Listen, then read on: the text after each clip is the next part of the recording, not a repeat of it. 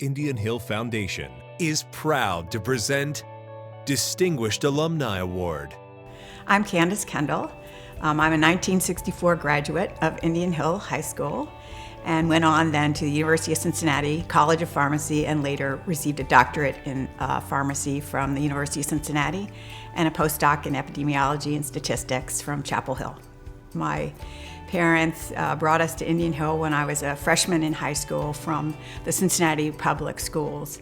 I wasn't nearly as prepared as many of my classmates for the academic rigors that were expected in Indian Hill, and I'm sure I presented a challenge for many of the teachers there.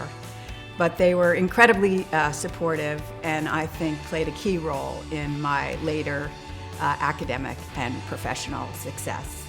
My own interests were in math and science, and that was pretty unusual for a young woman of that era.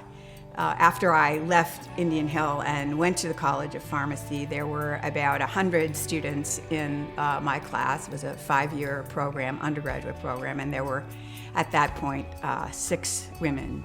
So I look back on my days at Indian Hill High School with great regard.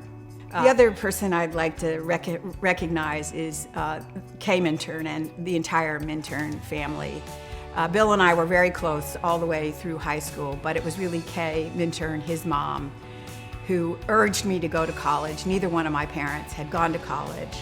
My grandparents, my grandfather could neither read nor write. My grandmother could read and did read to her children, but very minimally. And it was Kay who saw something in me and urged me to go on to university. So thank you to the Minturn family. It's always wonderful to be such a great institution as UNC Chapel Hill, but it never hurts to have a little bit of luck. One afternoon, I got a telephone call from a woman. Dr. Elian called me and said she had heard of me and knew that I was working in pediatric virology and would I be interested in working in the laboratory with her. Well, I was very young at the time, a very young faculty member, and this was a huge opportunity.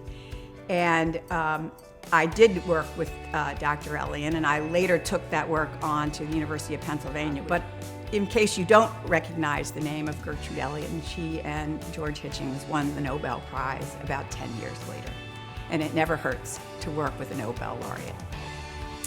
After leaving Chapel Hill, I went to the University of Pennsylvania, where I became the director of pharmacy of the Children's Hospital of Philadelphia and was on the medical school staff in the clinical pharmacology department. And again, I had lots of good fortune there. And one day someone showed up and said, would I be interested in doing some clinical drug development work? And I took that opportunity and matured it. And then a few years later, I took that work and along with Chris Bergen, founded what later became Kendle International. I really expected it to be a small consulting business. I did not expect to build it into a global contract research organization traded on the NASDAQ stock exchange. After we retired in 2011, I began along with a number of family members what is now called the Read Aloud 15 Minutes national campaign, Every Child, Every Parent, Every Day. It became very clear to me that one of the things that we need to be concerned about in this country is literacy. But it was a much more direct effect than just having your grandparents be less literate. When we were in business, we really were looking for people with STEM training. And I had by that time joined with a number of women professionals in organizations, including the Fortune Most Powerful Women Group.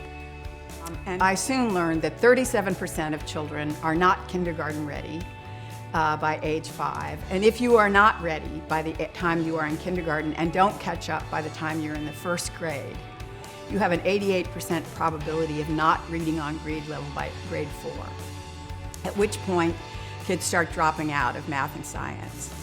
So Read Aloud 15 Minutes was actually founded as part of not only my own personal commitment to individuals and literacy, but also because I believe this country will economically be much better off if we make all children kindergarten ready.